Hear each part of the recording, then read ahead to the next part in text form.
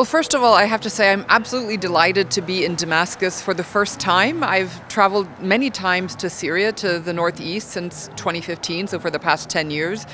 But I actually never thought I would be able to come to Damascus as long as the Assad regime was here. So I'm really thrilled to be here and to be able to meet people here and to understand the situation. And I am optimistic and I am hopeful about the future and that Syrians will build a better country now that Assad is gone.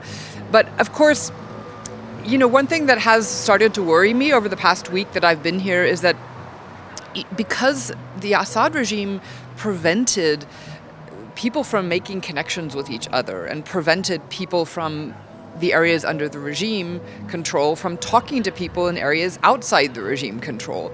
And I think what that means is that people here, for example, in Damascus, they really don't know very much at all about the situation in northeast Syria.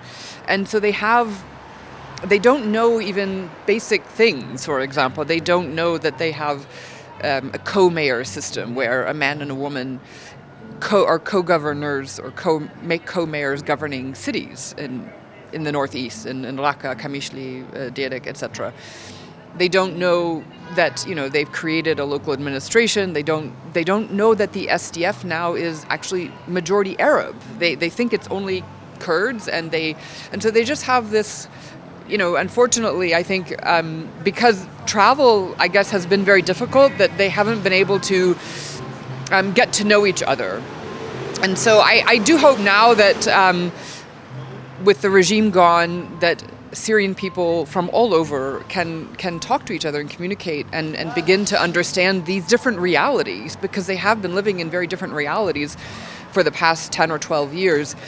And on top of that problem, of course, you also have the problem of disinformation, which has been, different entities outside Syria have had an interest in promoting specific narratives that are not really based in reality, that are narratives that are intended to serve their interests.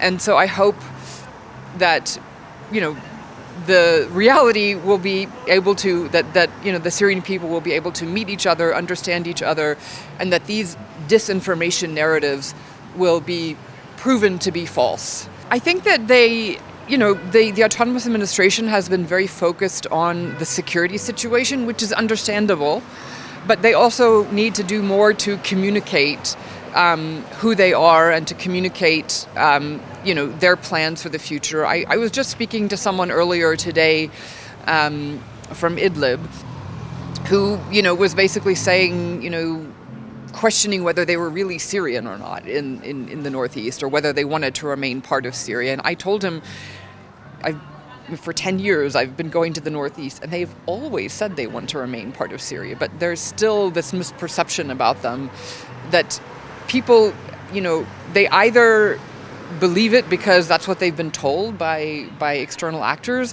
or because they just haven't been able to travel themselves to the northeast. And so I hope that travel should be improved. The ability to travel between the different regions of Syria should be improved, and it should be made easier so that people can get to know each other.